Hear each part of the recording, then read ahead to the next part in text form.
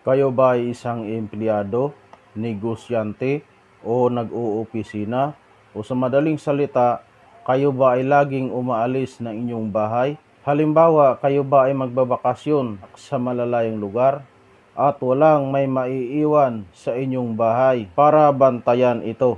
At gusto mo maging ligtas ito laban sa mga magnanakaw? Siguraduhin mo lamang na panoorin mo ang video na ito hanggang sa matapos. Dahil ituturo ko sa inyo ang isang mabisang orasyon na tagabulag para ang bahay ninyo ay hindi ito makita ng mga magnanakaw.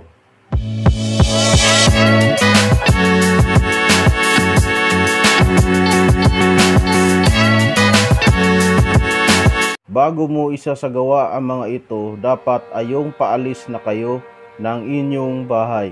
At kung may mga kasama ka man, dapat palabasin mo muna sila lahat ng inyong bahay at gawin mo ang ritual na ito na walang may nakakita sa iyo para hindi ka ma-distract sa iyong isasagawa upang ito ay bumisa.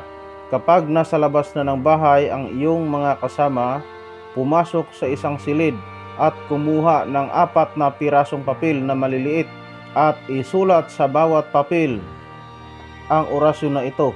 Narito na po ang orasyon. Sarhas, Gimpas, Makagimpas, Ratal, Suplenet, Salvator.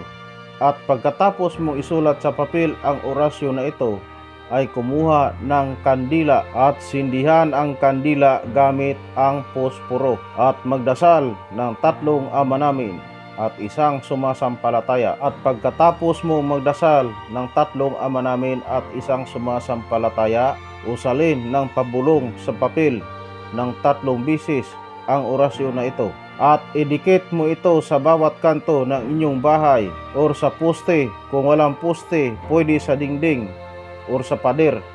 Basta sa bawat kanto na nakadikit sa dingding ang mga sulat. Pwede kayong gumamit ng tape para dumikit ito. Pwede itong gawin kahit anong araw, basta kayo ay paalis ng bahay. At kung sa tingin nyo ay matagal kayo bago makakabalik.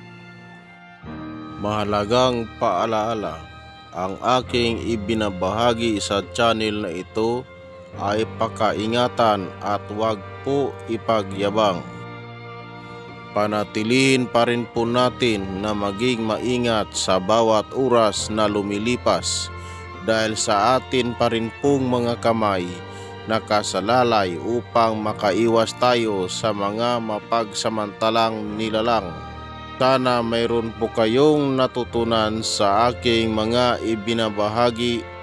At kung bago ka pa lamang napadaan sa channel na ito at kayo po ay mahilig sa mga ganitong usapin, ay inaanyayahan ko po kayong pindutin ang subscribe button upang lagi kayong updated sa susunod ko na mga uploads. Maraming salamat po sa inyong lahat at sa inyong panunood. Hanggang sa muli nating pagkikita.